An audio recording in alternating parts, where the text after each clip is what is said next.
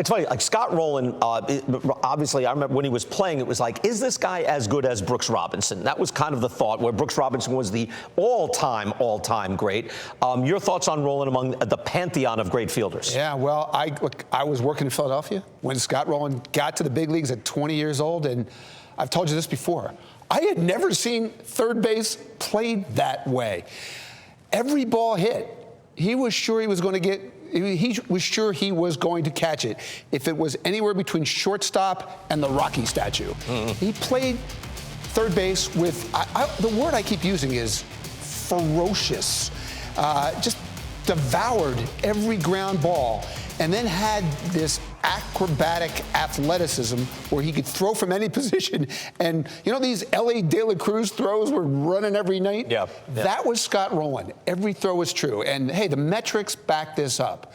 If you look at Baseball Reference, defensive fielding runs above average, third all time, Brooks Robinson, Adrian Beltre, Scott Rolen. Pretty good. Wow. The cousin of defense, Jason, as you know, is base running. And Scott Rolen, an outstanding and ferocious base runner. And the story that I love to tell, Skip Schumacher, now the Marlins manager, when he was playing against Scott Rolen, Chris Carpenter, his teammate in St. Louis, actually bought Skip a pair of soccer shin guards to wear as second base because of how Scott Rolen slid into second. That actually became part of Skip's uniform after that because of how ferociously Scott ran the base. You know how we do baseball he plays and unbaseball he plays every day now on this show. That it is these small things that we call the little things are not little things. These things, base running, now we can quantify base running runs, but you see that when you're feared the way DiMaggio, to use the way the Mad Dog would say it, Joe DiMaggio was known to be the hardest slider in the game.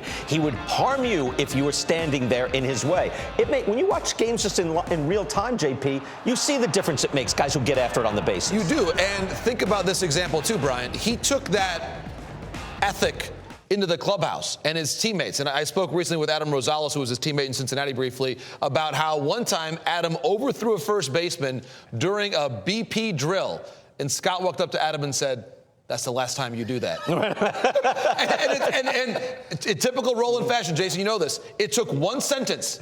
End of conversation, walked away. And guess what? That was it. Adam Right. Rosales And do it again. the culture matters, too. It does. And also, like modern analytics, he's a 70-win player.